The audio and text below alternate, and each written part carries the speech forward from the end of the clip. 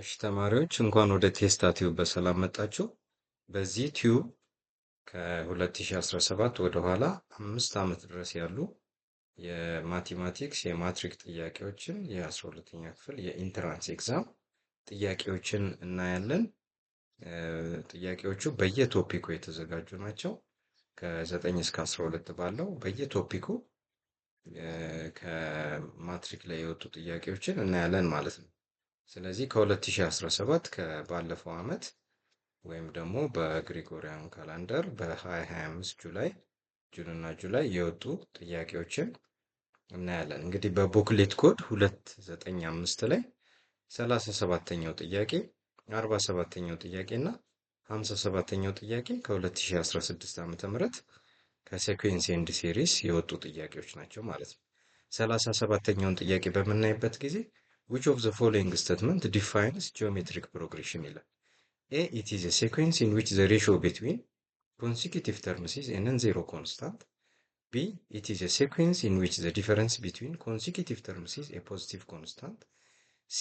It is a sequence in which the difference between consecutive terms is a non-zero constant. D. It is a sequence in which the ratio between consecutive terms is a positive constant. So, in sequence and series, we have two types of sequences. The first one is arithmetic sequence. Arithmetic sequence, common difference constant ሲሆን ነው። For example, if you have a sequence 2, 4, 6 and something like that, because it is a sequence which has common difference D. When we say common difference, the difference between consecutive terms is constant, that is 2. That means 4 minus 2, 6 minus 4, 8 minus 6 and so on. ስለዚህ የኮመን ዲፈረንሱ ኤን ፕላስ 1 ማይነስ ኤን በማድረግ የምታገኙት ማለት ነው። So that is the common difference. It is constant. The second type of geometric sequences, the second type of sequence is geometric sequence. In the case of geometric sequence, you will have common difference. So if you have a sequence 2, 4, 8, 16, 32, and so on. So if you look at this sequence, it has common difference. So the common difference represented by R, which is equal to Gn plus 1 over Gn will give you the common difference. That is 4 over 2, 8 minus 4, 16 over 8, and 32 minus 16. That is all the way you will get 2. So if you try the geometric sequence as a common difference, you will not have the same constant number. 4 minus 2 is different from 8 minus 4, 16 minus 8. And the same is true for the arithmetic sequence. If you take it as a common ratio, you will not have the same constant number, 4 over 2 or 6 over 4. They have different values. So, አሁን ጥያቄው which of the following defines geometric progression ነው የሚለው። ስለዚህ ዲፈረንስ ቢትዊን የሚሉት ይህን አይመለከቱም ማለት ነው። ስለዚህ you avoid option B difference between and option C difference between. ስለዚህ we compare A and D ማለት ነው። ስለዚህ A ምን ይላል? It is a sequence in which the ratio between consecutive terms is a non-zero constant, and D, it is a sequence in which the ratio between consecutive terms is a positive constant ይላል። ፖዚቲቭ ኮንስታንት ብቻ አይደለም የሚሆኑት፣ sometimes ኔጌቲቭ ኮንስታንትም ይሆናሉ። ስለዚህ ቢን አስወግደናል፣ ሲን አስወግደናል፣ ዲም አይሆንም ማለት ነው። because you have sometimes geometric sequence like -2, 4, -8, 16, so a sequence like that. So if you take the common ratio 4 over -2 or -8 over 4 or 16 over -8, all the way you will get common ratio -2. So the common ratio is sometimes positive, some other time it is negative. ስለዚህ The only correct answer in this question is option A. ሌላኛው ከ2017 ዓ.ም ከሴኩዌንስ ኤንድ ሲሪስ ጋር የተያያዘ ጥያቄ የወጣው 47ኛው ነው። Given the sequence 3, 6, 12, 24 and so on, then what is the 10th partial sum of this sequence ይላል። ስለዚህ ሴኩዌንሱን በምናይበት ጊዜ ጂኦሜትሪክ ነው ወይስ አርቲሜቲክ ነው የሚለውን መጀመሪያ መለየት አለብን። So if you treat it as arithmetic sequence, the common difference must be the same. So 6 minus 3 is different from 12 minus 6 and different from 24 minus 12. So you have to try again the geometric sequence as a geometric sequence. So Gn plus 1 over Gn, which is equal to 6 over 3. 6 over 3 is the same as 12 over 6 or 24 over 12. So the common ratio is the same. That is represented by R. So the common ratio is the same. So it is a geometric sequence. So you have to remember the summation formula for the geometric sequence. That is, the 10th partial sum is given by S10, which is equal to G1, the first term of the geometric sequence, and 1 minus R, the common ratio, the power of n, over 1 minus R. So Gn or GS10, actually S10 or Sn is given by like this. So our G1 is 3, 1 minus, the common ratio is 2, we got that one. So to the power of 10 over 1 minus 2. So that is the 10th partial sum of a geometric sequence which has this form. Then look at here is a challenge will be finding the term to the power of 10. So to find to the power of 10, you have to the power, the simplest one is to the power of 6. So to the power of n is ለሜሞሪ የምንጠቀምበት የቱ ዘ ፓወር ኦፍ ኤን አይነት ይዘት ያለው ነው። አሁን የተለያዩ ፍላሽ ዩኤስቢ ፍላሾች ሊሆን ይችላሉ፣ የተለያዩ ሜሞሪ ሊሆን ይችላል። በቱ ዘ ፓወር ኦፍ ኤን ፎርሙላ እየተሰሩ ናቸው። ለምሳሌ 2 ጂቢ ያለን፣ ከዛ 4 ጂቢ ያለን፣ 8 ጂቢ ሊሆን ይችላል፣ 16 ጂቢ ሊሆን ይችላል እያለ 1 ቴራባይት ሊኖረን ይችላል። ስለዚህ ቱ ዘ ፓወር ኦፍ ቴን ማለት 1 ቴራባይት ወይም ደግሞ 1024 ጊጋባይት ማለት ነው። ስለዚህ ቱ ዘ ፓወር ኦፍ 6 የምናውቀው ትንሹ ዛት ኢዝ 64 ኤንድ ከዚህ ብንጀምር እንኳን ይህን በቀላሉ መስራት እንችላለን። ሶ ቱ ዘ ፓወር ኦፍ 7 ኢዝ 2 ታይምስ ኦፍ 64 ዛት ኢዝ 128. ሶ ቱ ዘ ፓወር ኦፍ 8 2 times of 128, that is 256, and to the power of 9, that is 512, and the last one to the power of 10, that will give you 2 times of 512, that is 1024. So you have this one. ስለዚህ እሱ ስላላችሁ ዳይሬክትሊ ሰብስቲቲዩት ማድረግ ነው። ሶ 3 into 1 minus 1024 over 1 minus 2. So this number 3 times 123. Because 1 minus 2 is negative, 1 minus 1024 is negative also. So negative by negative. So you will have 3 times 1023. So lastly, it will be 3 times 3 is 9, and 3 times 2 is 6, 3 times 0 is 3, and 3 times 1 is 3. So the answer is 3069. So you look at the option, you have the same result as A. So the correct answer for this question is option A. and the next one from ከ2017 የኢንትራንስ ኤግዛም ሌላው የሴኩዌንስ ኤንድ ሲሪስ ጋር የተያያዘው ጥያቄ question number 57 ነው። which of the following statement is true about the given infinite series?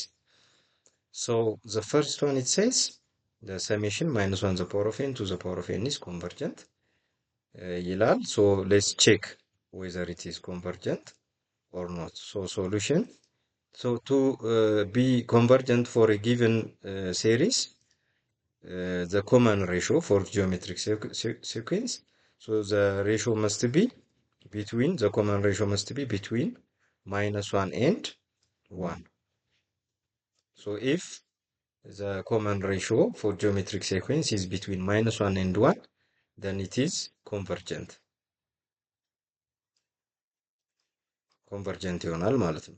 otherwise it is divergent. Now let's look at the first one, a. If we list few terms of this geometric sequence, የመጀመሪያው ተርም ምንድን ነው የሚሆነው? -2 ነው የሚሆነው። 1 ስናደርግ -2 ይሆናል። 2 ብናደርግ ደግሞ 4 ይሆናል። 3 ቢሆን ደግሞ is going to be -8.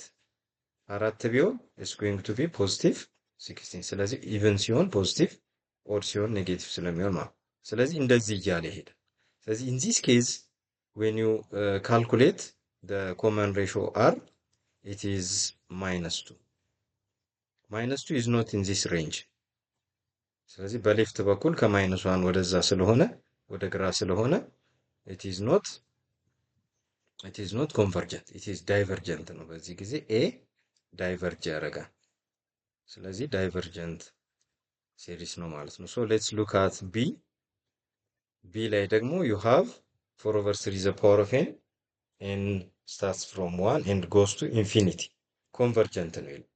let's list few terms. n1 ሲሆን 4/3 ነው። n2 ሲሆን 16/9 ነው። I mean 2 ሲሆን 16/9 ነው። n3 በሚሆንበት ጊዜ ደግሞ 64/27 ነው። ስለዚህ ይሄንን በምታዩበት ጊዜ gn plus 1 over gn በምትወስዱበት ጊዜ r is going to be 4/3. 4/3 is it in this range? No, because it is greater than 1. it is to the right of +1 ማለት ነው። ስለዚህ ይሄም ማገኝ ዳይቨርጀንት ነው። ቢም ዳይቨርጀንት ነው። ስለዚህ a is not the answer, b is not the answer. ሲን ቼክ እናደርጋለን። c again try to list few terms. it is simply to the power of n ነው። n1 ሲሆን 2 ነው። n2 ሲሆን it is 4, n3 ሲሆን 8 ነው። n4 ሲሆን ደግሞ 16 እንደዚህ እያለ የሚቀጥል ሴሪስ ነው። ስለዚህ ለዚህ ደግሞ r is equal to 2 ነው።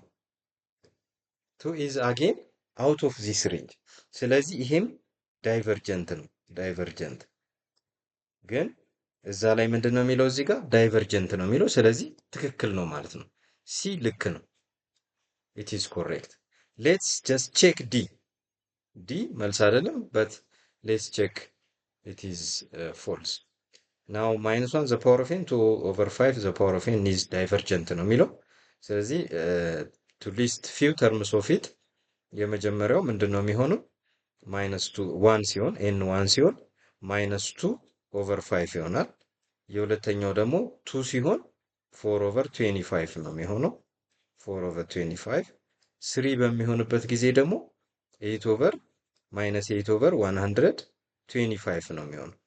ስለዚህ ለዚህ ታይፕ ኦፍ ሴሪስ ኮመን ሬሾን ብንወስድ -2/5 ነው ማለት ነው። -2/5 -2/5 ደግሞ it is in this range, በዚህ ሬንጅ ውስጥ ስለሆነ ስለዚህ ይሄ ኮንቨርጀንት ነው የሚሆነው። የዲ ኮንቨርጀንት ነው but it says divergent ስለሚል ይሄም ኤክስ ነው ማለት ነው። so the only answer is found in option C ማለት ነው። ይሄ እንግዲህ ሶስቱ ጥያቄ ከ2017 የማቴማቲክስ ሴኩዌንስ ኤንድ ሴሪስ ጋር የተያያዙ ጥያቄዎች ናቸው። ኔክስት የምንሄደው ከዛ ከ2017 በፊት ያለው ደግሞ የ2016 ወይም በግሪጎሪያን ካላንደር ጁላይ 2024 ላይ የወጡ ናቸው። ይሄም ከቡክሌት ኮድ 100 ላይ የተወሰደ ናቸው። ስለዚህ አሁን የመጀመሪያው 14ኛው ጥያቄ it says few terms of a sequence are given as follows. It is -2 0 4 and 10 ይላል። እንግዲህ we have different types of sequences. Some of them which are not arithmeticም ጂኦሜትሪክም ያልሆኑ ሴሪሶች ሊኖሩን ይችላሉ። ስለዚህ we observe what pattern this sequence has. ስለዚህ -2 ይላል፣ ከዛ 0 ይላል፣ ከዛ 4 ይላል፣ ከዛ 10 ይላል። እንግዲህ እንየው። አሁን -2 ብሎ ወደ 0 ሲሄድ በስንት ቀንሷል? በሁለት ጨምሯል። ሁለት ጨምሯል ማለት ነው። ስለዚህ +2 ሆኗል ማለት ነው። ከዜሮ ደግሞ ወደ 4 ሲሄድ በ4 ጨምሯል ማለት ነው። ከ4 ደግሞ ወደ 10 ሲሄድ በ6 ጨምሯል ማለት ነው። ከዛ ሊጨምር የሚችለው በስንት ነው? እንግዲህ የመጀመሪያው ላይ በስንት ጨመረ? ከመጀመሪያው ወደ ሁለተኛው በምንሄድበት ጊዜ በሁለት ጨመረ። ከሁለተኛው ወደ ሶስተኛው በምንሄድበት ጊዜ በ4 ጨመረ። ከሶስተኛው ወደ አራተኛው በምንሄድበት ጊዜ በ6 ጨመረ። ሉካት ዚስ ፓተርን፣ የታችኛው ፓተርን አሁን 2 4 6 እያለ የሚሄድ አርቲሜቲክ ፓተርን ያለው ነው። ስለዚህ የሚቀጥለው በ8 እንደሚጨምር ግልጽ ነው ማለት ነው። ስለዚህ የሚቀጥለው ተርም ወይም አምስተኛው ተርም ዘ ፊፍዝ ተርም ስለሚል አምስተኛው ተርም 18 ነው ማለት ነው። ከዚህ ወደዚህ ደግሞ በ8 ጨመረ ማለት ነው። ስለዚህ ሲምፕሉ አሰራር ይሄ ነው። መልሱ ደግሞ ዲ ነው። ኤንድ ዘ ኔክስት ኩዌሽን እንግዲህ ሁለት ጥያቄ ነው ከ2016 የሴኩዌንስ ኤንድ ሴሪስ ጋር የተያያዙ ጥያቄዎች የወጡት ማለት ነው። ስለዚህ 32ኛው ጥያቄ ፎር ዘ አርቲሜቲክ ሴኩዌንስ ዊዝ a3 is equal to 5 and a5 is equal to 10 which of the following is the sum of the first 20 terms ይላል። ስለዚህ አርቲሜቲክ እንደሆነ ተነግሮናል። ስለዚህ የአርቲሜቲክ ሴኩዌንስ ሰም ፎርሙላ ያስፈልገናል ማለት ነው። ስለዚህ ለአርቲሜቲክ ሰም ፎርሙላችን ኤስኤን ኢዝ ኢኳልስ ቱ ኤን ኦቨር 2 ኢንቱ 2a1 ፕላስ ኤን ማይነስ 1 ዲ የሚል ፎርሙላ አለ። ዚስ ኢዝ ሰም ኦፍ አርቲሜቲክ ሴኩዌንስ። ስለዚህ አሁን ከዚህ ውስጥ ማንን ማወቅ አለብን ማለት ነው? ኤንን እናውቃለን 20 ነው። ኤዋን እና ኤዋን ስንት ነው? ዲ ስንት ነው የሚሉትን ማወቅ አለብን።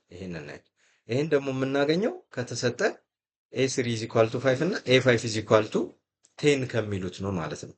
የነሱ ፎርሙላስ ምንድን ነው የሚለውን እናያለን። አሁን ኤ3 ምክንያቱም ለኤንዝ ተርም ኦፍ አርቲሜቲክ ሴኩዌንስ ኢዝ ጊቭን ባይ ኤኤን ኢዝ ኢኳል ቱ ኤ1 ፕላስ ኤን ማይነስ 1 ዲ ነው። ኤን ማይነስ 1 ዲ። ስለዚህ ይሄንን ለኤ3 በምንሰራበት ሰዓት ኤ3 ኢዝ ኢኳልስ ቱ ኤ1 ማለት ኤ1 ነው አላወቅነውም፣ ፕላስ ኤን ማይነስ 1 ማለት ግን 3 ማይነስ 1 ነው። ስለዚህ 2 ነው ማለት 2ዲ ይሆናል ማለት ነው። ኤ3 ማለት ኤ1 ፕላስ 2ዲ ነው። ኤ5 ማለት ደግሞ ኤ5 ኢዝ ኢኳልስ ቱ ኤ1 ፕላስ ኤን ማይነስ 1 ዲ ነው። እሱ ደግሞ ምን ይሆናል? 4ዲ ይሆናል ማለት ነው። ኤ1 ፕላስ 4ዲ። ስለዚህ የመጀመሪያው ኤ3 ስንት ነው የተባለው? 5 ነው የተሰጠን። ኤ5 ደግሞ ስንት ነው የተሰጠን? 10 ነው የተሰጠን። ስለዚህ what kind of equation we got? it is simultaneous equation። ስለዚህ simultaneously ሶልቭ ልናደርገው እንችላለን ማለት ነው። so either you subtract the first one from the second or you can subtract the second one from the first። ስለዚህ ፖዚቲቭ ሪዛልት እንድናገኝ let's subtract the first one from the second። ስለዚህ a1 minus a1 is 0 4d minus 2d is just 2d። ስለዚህ 10 minus 5 ደግሞ it is 5። so from this we get d ስንት ሆነ ማለት ነው? d is equals to 5/2 ዲን 5/2 አገኘን ማለት ነው። ስለዚህ አሁን ፎርሙላውን ሙሉ ለሙሉ ለመጠቀም እንደገና ኤዋንን ማግኘት አለብን። ስለዚህ ዲ 5/2 ስላገኘን አንዱ ውስጥ ከሁለት አንዱ ውስጥ አይዘር ኦን ዘ ፈርስቷ ኦር ዘ ሰከንዷን ተጠቅመን ደግሞ ኤዋንን ማግኘት እንችላለን። ስለዚህ የመጀመሪያውን እንጠቀም። የመጀመሪያው ኤዋን ፕላስ 2ዲ ስለሆነ 2 ታይምስ ኦፍ 5/2 ማለት ነው። 5/2 which is equal to 5። ስለዚህ ኤዋን is equal to 5 minus 5 ይሆናል። ይሄ 2 በ2 ጠፍቶ 5 ስለሚሆን 5 minus 5 is equal to 0። so ኤዋን is 0 ማለት ነው። ስለዚህ አሁን ኤስኤናችን ኤስ20 ያችን ምን ይሆናል ማለት ነው? ኤስ20 is equal to n over 2 is 10። ኦኬ ኤ1 0 ስለሆነ እቺ 2 ታይምስ ኤ1 ደግሞ 0 ይሆናል ማለት ነው። ፕላስ ኤን ማይነስ 1 is 19 ነው። ስለዚህ ዲያችን ደግሞ 5/2 ነው ማለት ነው። 5/2 so we multiply this number ማለት ነው which is equal to ስለዚህ አሁን